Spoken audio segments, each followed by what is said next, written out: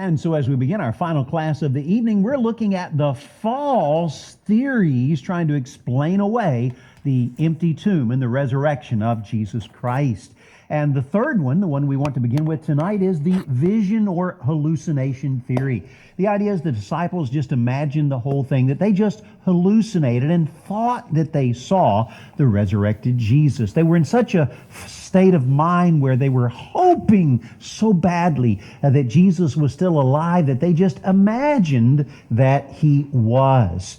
Well, this silly theory is refuted by the empty tomb. Let me just ask you a question. If some people think they see someone who's dead, does that mean that they're no longer in their grave? Or wouldn't they still be there? And wouldn't the Romans just go and the Jewish leadership just drag the dead body out of the tomb and say, nope, still dead? The hallucination theory doesn't help at all in explaining the big question of how did the tomb get empty? And why did the Roman soldiers, if the disciples hallucinated, why did they make up a story and say the disciples stole the body? The body's still there. Then why would they make up such a silly story if they had just hallucinated? Plus, there's another thing, the impossibility of mass hallucinations. There were over 500 witnesses over a 40-day period. Let me just use an expression from a movie and say, that's not how the Force works. That's not how hallucinations work. A lot of people don't see a hallucination at the same time. Now, let me explain by an illustration. When I was about 16 years of age, I grew up on horses, and I got injured badly in a horse riding accident, and so I was on some pretty strong pain medicine as a result of that. It made me nauseous, so over a period of several days, I didn't eat anything, which made the effect of the drug just kind of grow until one night I'm sitting in my bedroom and I am seeing castles with dinosaurs flying around them in my bedroom, and I'm seeing gargoyles jump out of the walls at me and things like that. So I was hallucinating, and I knew it. But imagine if my whole family had walked in the room, and what would they have seen? Nothing. They wouldn't have seen the dinosaurs and the castles and the gargoyles, would they? Of course not, because that's not how hallucinations work. And by the way, hallucinations don't cook you a meal like Jesus did and feed it to you. Hallucinations, I mean, you're really in serious shape if you're sitting down thinking someone's there for the course of a meal. But understand, it's not just one person, it's all the disciples there together. And so that just doesn't work at all. And those who claim the disciples imagined this because they were so expecting the revelation that they just, or the resurrection that they just believed it, missed the fact that none of them expected it. When they were told it was true, they said, silly women, they don't know what they're talking about. Even when all the disciples saw it and told Thomas, he's like, not gonna believe it till I, put my hand in the wounds. These weren't people sitting around expecting to see the resurrection, because to Jews, a dead Messiah was a false Messiah. And so they were in a crisis of faith. They weren't hoping for the resurrection. None of the disciples expected or hoped to see Christ rise. And then Thomas, again, didn't believe. I already told you that. But the Apostle Paul was certainly not sitting around hoping to see the resurrected Jesus when he was on the road to Damascus to kill Christians and persecute them for believing in the resurrected Jesus. Then we come to the spirit theory that says, yes, Christ arose, but he only arose in spirit. This is a view held by people who, may claim to be Christians rather than just, I'm a skeptic and I don't believe. No, I'm a follower of Jesus and I believe that he arose spiritually. Well, there's a problem with that. A spiritual resurrection leaves a body in the tomb. How is the tomb empty? Why are the Roman soldiers saying the disciples stole the body? Why are the Jewish leaders paying them to say that if the body is still in the tomb? A spiritual resurrection does not produce an empty tomb. The resurrection appearances to Thomas in particular. Oh, you say, well, they just saw a spirit that rose. No, what did he say? I am not spirit. He said, I am flesh and bones. He said, reach in hither and touch me and see that I am flesh and bone. So the express statements of Jesus that he was not a spirit. How about the heart theory? Very similar. Jesus arises when he arises in our hearts. Doesn't that sound wonderful? It's heresy to say he only arose in our hearts. He didn't arise from the grave. And it's once again refuted by the empty tomb. A heart resurrection does not produce an empty tomb or resurrection appearances to hundreds of people at the same time, cooking and feeding you and all these different things. And then there's, of course, the one that's contained in the Gospels themselves in Matthew 28, the stolen body theory. Now, this is also in early Jewish writings, and it's the idea that the disciples stole the body while the Roman guards were sleeping. Well, this is refuted by a lot of things. The first one is the laws of legal evidence. Now, just imagine for a moment that I were to say my television set was stolen last night while I was sound asleep, and Norman Bryant's the one who stole it. Now, if I tried to tell a police officer that, he might ask me a question. If you were asleep, how do you know Brother Norman is the one that stole your television set?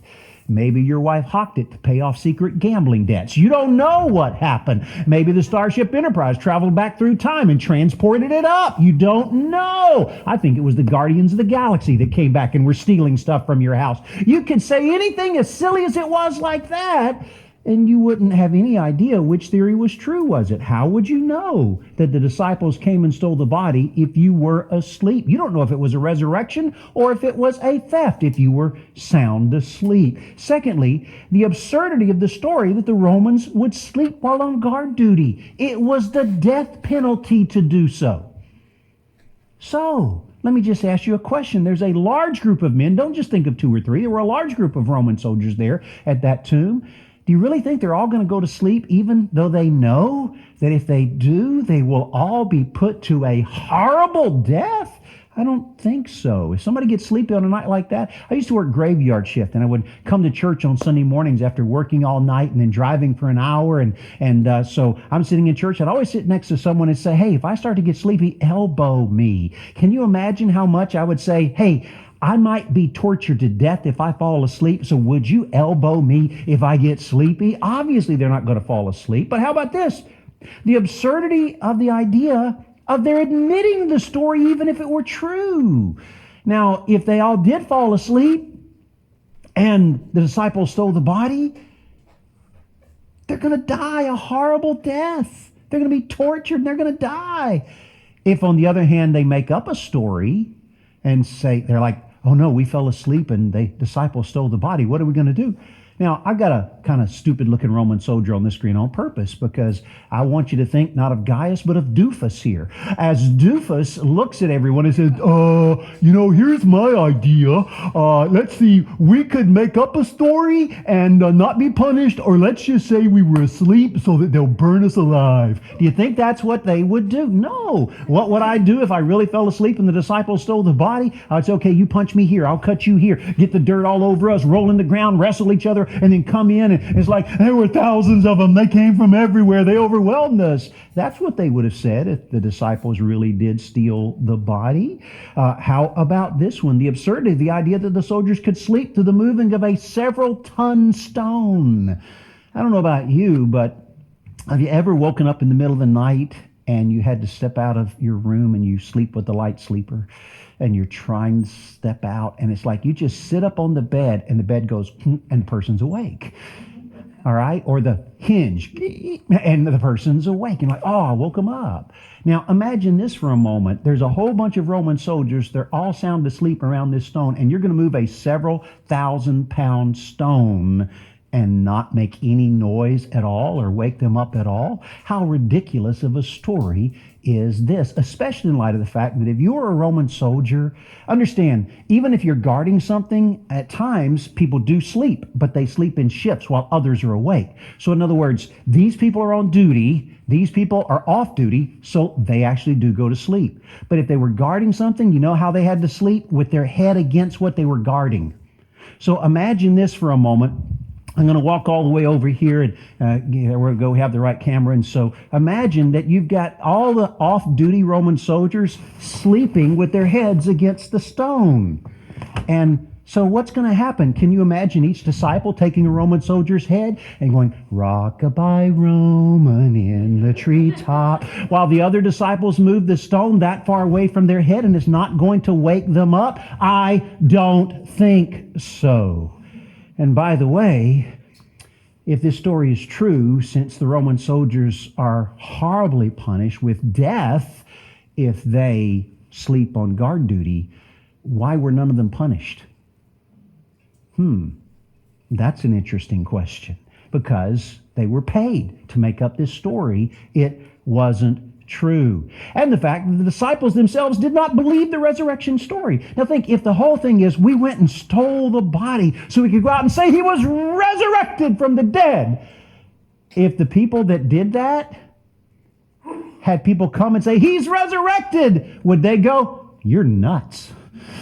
He's not resurrected. He's dead." Crazy women and Thomas going, "Stupid, guys, I will not believe it unless I put my..." No, the guys who made up the story and were going out to proclaim the story would believe the story. And when they wrote about it, they would be the first ones that believed, not the ones that doubted. You make yourself the hero if you're making up a story. You don't make yourself the shameful unbeliever. And then the fact that the disciples gained nothing but suffering and death through their claims. So if the disciples lied about the resurrection, why did they lie? Say, for power, they got none. For money, they got none. For prestige, they got none. How about for torture?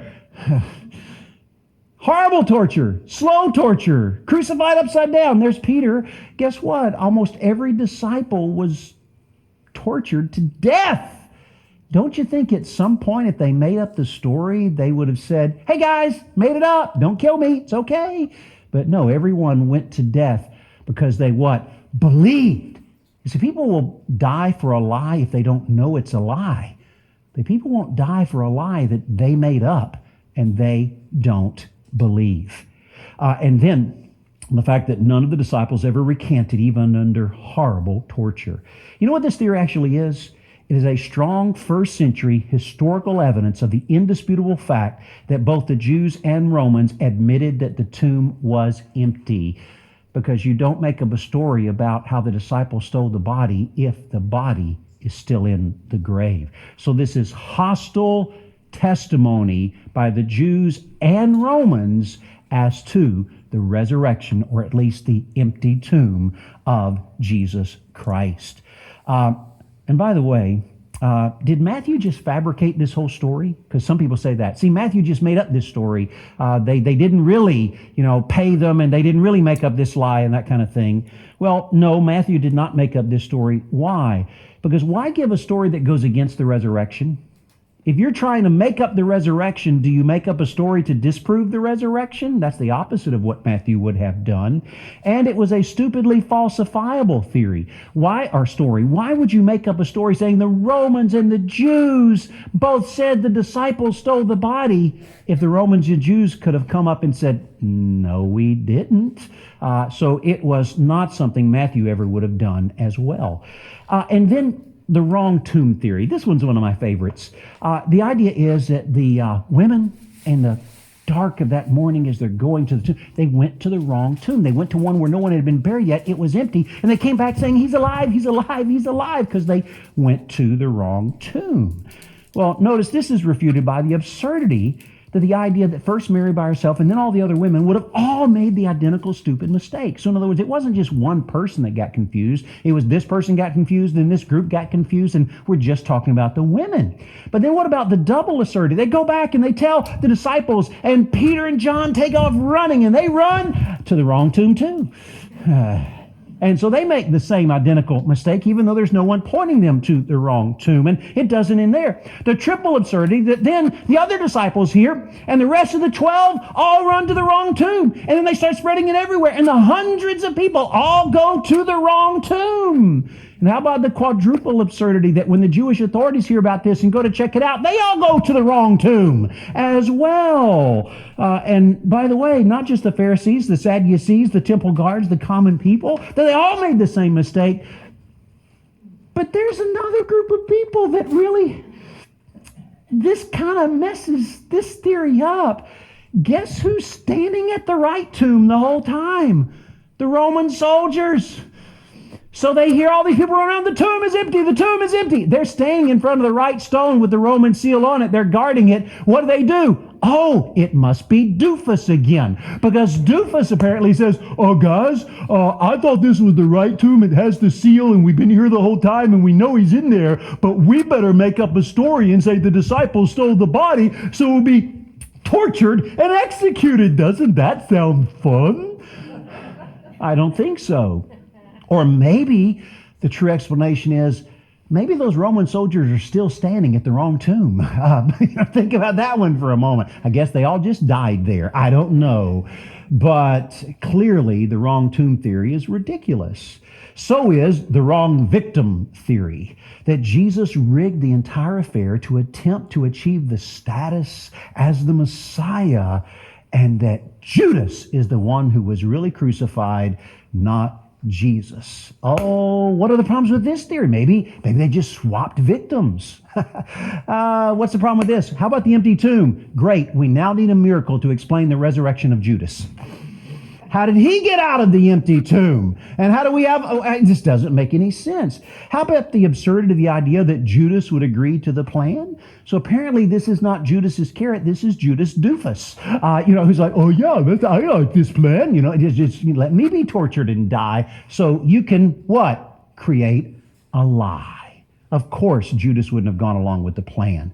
How about the absurdity that none of the hundreds of people who saw Jesus throughout the trial and crucifixion, who'd been listening to him every day and hearing him teach and walking with him and having miracles performed by him, none of them noticed, that's not Jesus up there. Nobody noticed. And how about this one? The fact that Jesus never appeared to the general public to claim to be Messiah, which was supposedly the point of this whole plot.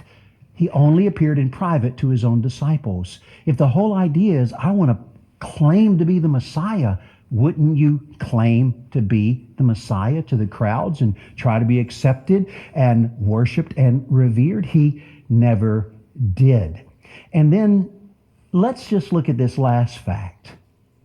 All of these theories are so bad and the evidence against them is so strong that today all unbelieving scholars have rejected all naturalistic theories to try to explain the evidence for the resurrection of Jesus Christ. Basically, their response today is to simply try to ignore the whole issue, or to simply say, as they have often said, it doesn't matter what your evidence is, there's no God, and there's no spirit realm, and there's no life after death, so resurrections can't happen. So no matter how strong your evidence is, it didn't happen. That's the basic approach that they take. Ignore the evidence. You see, they got basically wiped out so badly in the debates when they tried to argue these false theories that Christian apologists couldn't wait for them to bring one of these up so they could just decimate it, and they were losing so badly that they all stopped using these arguments in their debates. Now, there's one other theory I want to mention that's not in your notes, and it's the one that is mentioned in the Muslim Quran. And it is the idea that Jesus, well, he didn't really die on the cross. Now, it's a little different from the idea that he just passed out on the cross. The Quran actually teaches, here's what happened, that death could not conquer God's prophet Jesus. Because remember, they believe he's a prophet. And so Allah made it appear that he was crucified, but it kind of combines the wrong victim theory. But someone else was crucified. And who was it that was crucified? Not Judas. Simon of Cyrene, who carried his cross. That Allah did a miracle and made Simon look like Jesus and Jesus look like Simon. And so they crucified Simon. And this doesn't deal with the problem, does it? Now we need a miracle to explain the resurrection of Simon of Cyrene. How did he get out of the tomb? And by the way, we know this isn't true because of something I just found out. This is not published anywhere. But when we were at the archaeological conference a few weeks ago, we heard an amazing truth. This is a ossuary. This is a bone box.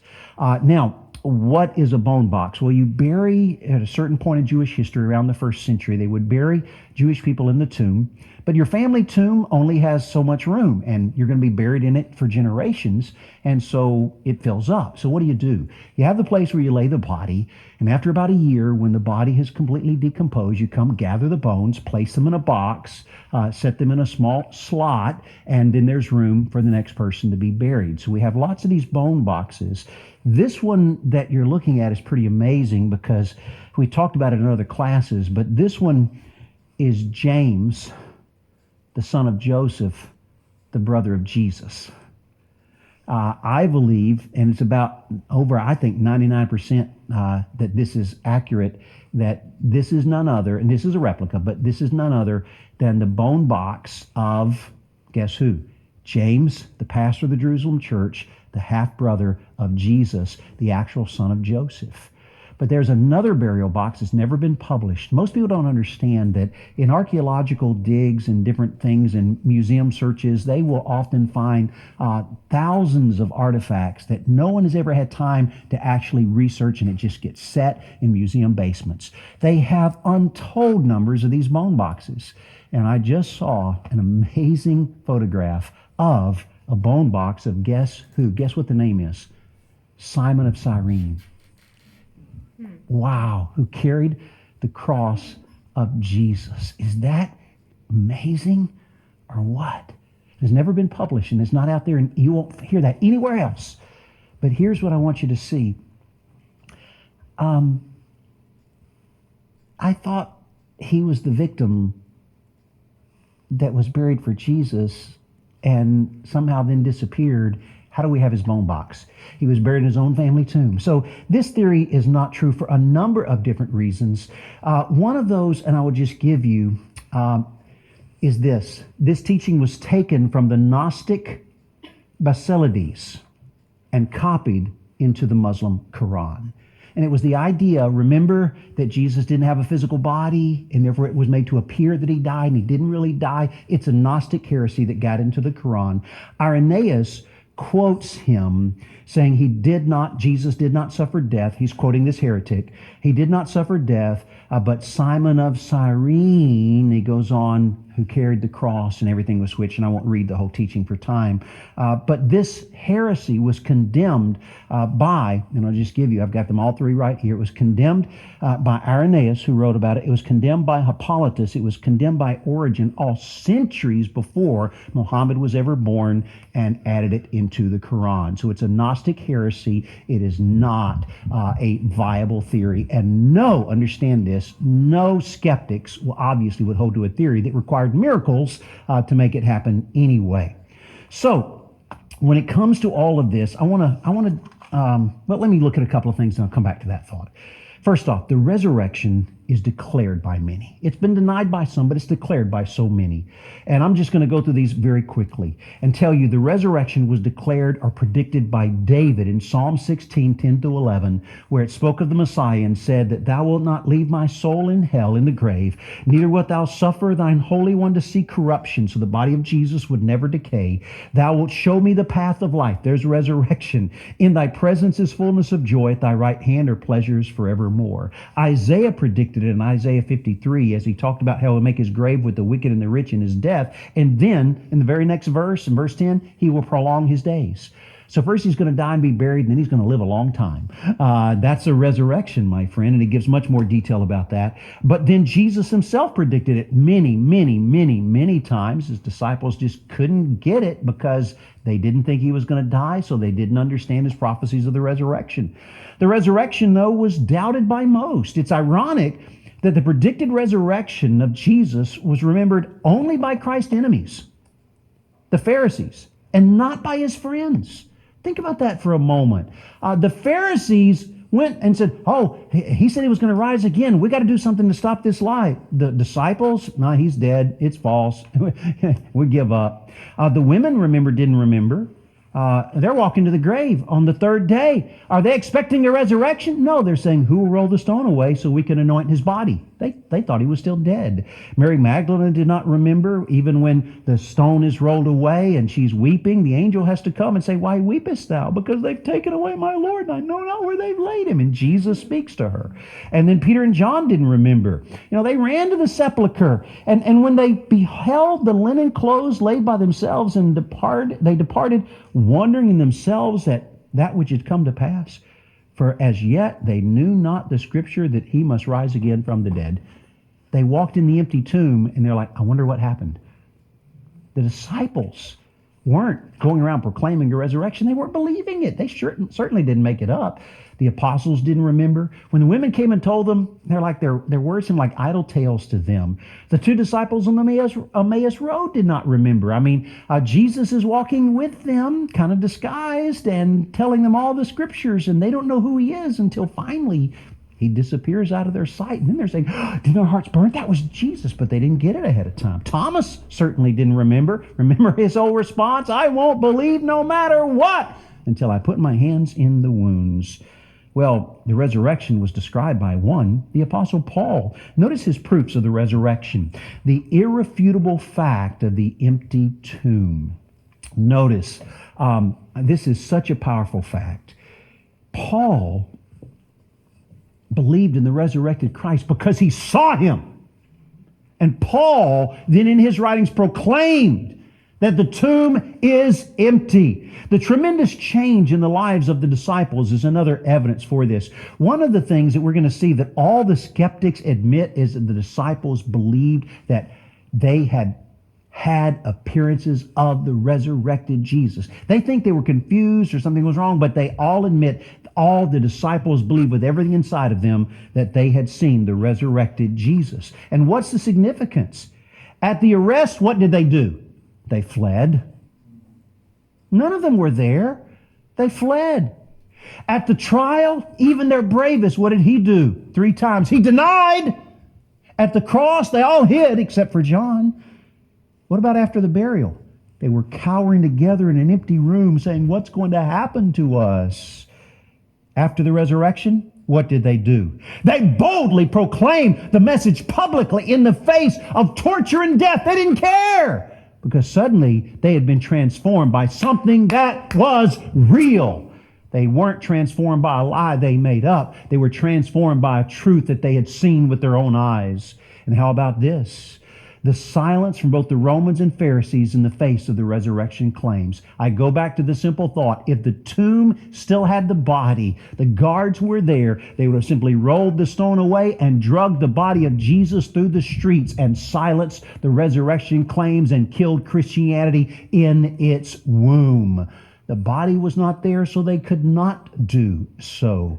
And how about the change from Saturday as the main day of worship for the early Jewish Christians? Only those who understand the incredible devotion of the Jews for the Sabbath can fully understand the magnitude of this change and how some truly great event would have to have been required to bring it about. I was just listening to someone who was there in Israel, and all of this was taking place. And you say, well, how did they get so far? And people weren't recognizing it. And they didn't know what was coming, and there were so many sneak attacks and everything everywhere. Why didn't news just spread quickly through social media and telephones and texts and everything else? Because it was Shabbat, a high Shabbat. And as I just heard someone say this morning, and therefore, what? TVs were off? They didn't have their phones? And this person was describing, we didn't know until our child stepped out and came running back in and said, we got to go to the bomb shelter. And mom started to put on the shoes. And the child was like, Mom, we don't have time for you to put on your shoes. And then the sirens started going off. You see, they didn't get word. Why? Because they honor the Sabbath to unbelievable degrees. When you read in the Mishnah, the pages and pages and pages and pages of all the details, they added on the simple Sabbath commandments to suddenly get a Jewish massive group of tens of thousands of Jewish people to suddenly say, we're going to start worshiping on Sundays. Something dramatic had to take place to bring that about. How about the existence of the church? An old Indian proverb says the Grand Canyon was not caused by a man dragging a stick. Think about that. In the same sense, no fabrication by a few fanatical Jews could have produced the countless billions of believers who down through the centuries have become part of Christendom based upon the one central claim of the resurrection of Jesus Christ. You're looking at a chart there of the population of the world, and notice the blue, or the purple, what is that? That's Christianity. It's basically 1/3 of the world. That's over 2.4 billion people today say we are Christian. How many are really saved? Totally different story. But the thing is, 2.4 million people say we're Christian because of the resurrection of Jesus. 2.4 billion. What about the next largest group? Islam, 1.8 billion. Not even close. And by the way, how are people converted to Islam? As we're seeing right now, by the sword. How they converted to Christianity? By the resurrection. And then, what's next? After that, Christianity has more people than the next top 10 religions combined. By the way, the next largest group today is those who have no religion. Wow, think about that for a moment. There are 1.1 billion non-religious people, 1 billion Hindus, 470 million Buddhists, and then you have the next religions, all are about 5% when you combine them all together. So then notice the mass conversion of Jews in Jerusalem. Josephus, the Jewish historian, and we have here 4 volumes of his first century histories. Josephus told us there were 50,000 Jews who belonged to the church in Jerusalem out of a population of 100,000 people. Think about this. This is in the city where it happened. This is in the city where any secretary on her lunch hour could walk down to the empty tomb and see if it was empty and check out the story. And 50,000 people there believed. That means something had happened that everyone knew was true in that city. Now then, the fact that the Jews and Romans admitted that the tomb was empty, the fact that the Jews and Romans never brought out the body to expose the falseness of the resurrection claims. Here's another reason I believe in the resurrection, because of the multitude of skeptics who attempted to refute the resurrection by a study of the evidence and became Christians as a result. Some examples of men who actually set out to research and write books to disprove the resurrection of Christ, who were instead converted to Christ by their findings and wrote books to prove the resurrection instead, were Simon Greenleaf. Now, who is Simon Greenleaf? Simon Greenleaf was the Royal Professor of Law at Harvard University. And he wrote 4 volumes, I believe, on the laws of legal evidences. Now understand, those were the standard works on legal evidences used in all the law schools for generations. He was the world's greatest authority on legal evidence. He mocked Christianity and the resurrection, until 2 of his students challenged him in class to take his volumes on legal evidences and apply them to the evidence for the resurrection of Jesus Christ and either prove or disprove it. He accepted the challenge. Why? Because he thought, I will disprove Christianity.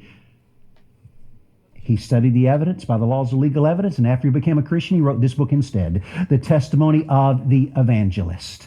World's leading authority on legal evidence, studied the legal evidence, became a Christian. Josh McDowell, most of us know him today as a defender of the Christian faith, but he started out a very, very angry atheist.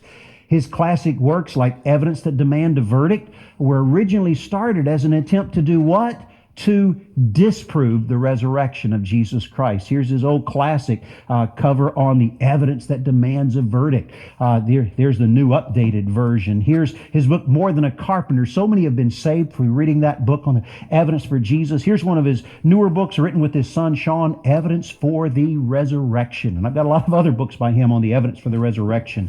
The next guy is Frank Morison. He was a British lawyer, and he said, I'm going to study the evidence. He went to the Middle East. I'm going to study the evidence. I'm going to disprove the resurrection of Jesus, just like Simon Greenleaf, just like Josh McDowell. I'm going to study the evidence and write a book to disprove the resurrection. You know what the first chapter of this book is called? The book that refused to be written. Because he studied the evidence, and instead of writing a book to disprove the resurrection, he also became a Christian and wrote the book, Who Moved the Stone. How about Lew Wallace? We don't often think of him in the same way as a skeptic who became a believer, but that's what he was. He was a general in the Northern Army in the Civil War. He wrote the book, Ben-Hur. You've probably seen the movie with Charlton Heston. And you know how it ends with the story of what? the resurrection. He wrote a fictional story to illustrate the truth of the resurrection after he tried to disprove it and became a Christian instead because of the evidence. We could give you many others. I'll just mention one. I don't have him in the notes, but Lee Strobel was a Pulitzer Prize winning reporter who researched in depth because he was an atheist. So was his wife, and their marriage was great. And then she got saved. And their marriage was awful. And he wanted to prove to her Jesus is not God by disproving the resurrection. Here's the book he wrote instead, The Case for Christ. He's also got the little book here, The Case for Easter, on the evidence for the resurrection of Jesus Christ. So here we have person after person after person sets out to study the evidence to disprove the resurrection and write a book to disprove it, every one of which got saved and wrote a book to prove it instead. I'll give you one more quick story, and that is not someone who started as a skeptic, but someone who started very unsure of whether Christianity was true rather than as an angry atheist or anything. But he also has written a number of different books, many. In fact, he's writing over 6,000 pages of evidence now on the evidence for the resurrection of Jesus Christ. A huge magnum opus. And who am I talking about? I'm talking about Dr. Gary Habermas, who came here and taught our course on the evidence for the resurrection of Jesus. He pioneered the minimal facts argument. And the minimal facts argument is basically this. He says, here's what I'm going to do.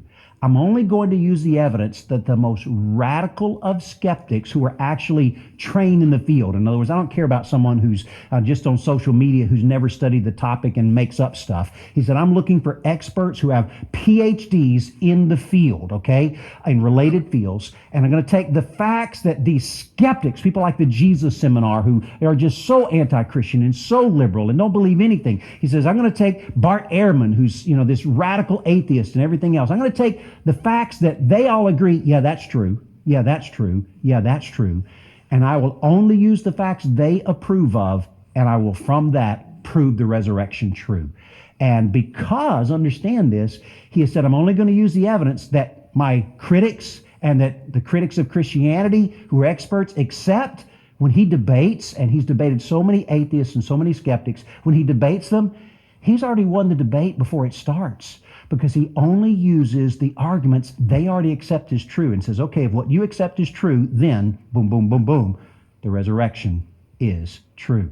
I'll give you 4 facts that are often used. I've got a list of 12 here, but I don't have time to give them all. And I'll often say, if you'll just give me these 4 facts that all the skeptics agree on, that Jesus died by crucifixion, all the skeptics who are scholars in the field all admit that happened. Bart Ehrman wrote a whole book to disprove the idea that Jesus never lived. He says, no scholar, now he's a radical atheist, but he says, yeah, Jesus lived and Jesus died. And we got so much evidence from the first century for that, admitted by everyone. The disciples had experiences they believed were literal appearances of the risen Jesus. So he doesn't get the other side to say, yeah, it was the risen Jesus, just that the disciples believed that it was. And then the disciples were transformed from doubters to bold proclaimers by these experiences. And that Paul, who was, remember, an enemy of the Christian faith and persecuting Christians, was converted to faith as an outside skeptic by the resurrected appearance of the resurrected Jesus. He said, we'll just take those 4 and we will prove the resurrection to be true. Now, he's got a list of others that will often include, but let me give you an example. I didn't bring this, or maybe I do have it over here. No, I don't. Okay. But Anthony Flew was the world's leading philosophical atheist of the last century. I don't think I have that over here. I don't. All right. So here's the last book he wrote. This leading atheist. The last book he wrote was There Is No God, with no marked out and replaced by A. There is a God. Now, what brought about his conversion? He constantly debated Gary Habermas. And Anthony Flew, at the beginning of their debates, would say, yes, I accept that fact. Yes, I accept that fact. Yes, I accept that fact. Yeah, anyone who's an expert in the field, anyone who's a scholar, anyone who's a historian knows those facts are true. And so then, in this last debate as an atheist, he started the debate by saying, I need to let everyone know I'm now a theist. And Gary Habermas not only debated him, but also became friends, invited him to his home, because remember, how do we win people? With not just evidence, but with love. And we don't know that he ever became a Christian, but we know he became a theist, and we hope he also became a Christian. So Gary Habermas, I want to encourage you, consider our course on the evidence for the resurrection of Jesus Christ, much more detailed than I just gave you in these two quick things.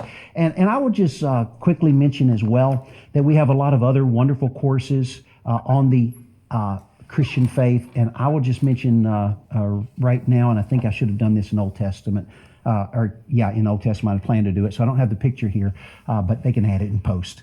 But I really encourage you to consider our courses by Dr. Will Honeycutt on biblical worldview. The first course that he teaches, understand this, here it is. The first course that he teaches is on the evidence for the Bible and the biblical worldview being true. The second one applies it to all the moral issues of our day. And the third one then applies it to other religions, showing Christianity is true compared to all other world religions. These are just a few of the courses. Dr. Honeycutt, an amazing Christian thinker, and he developed the curriculum that has been used to train tens of thousands of Christian students in a biblical worldview. I would encourage you to consider those different courses that you might see your lives transformed by the truth of the Word of God. So we're going to pick up next week with the resurrection appearances and the impact that the resurrection made. Thanks for being here tonight, and God bless you.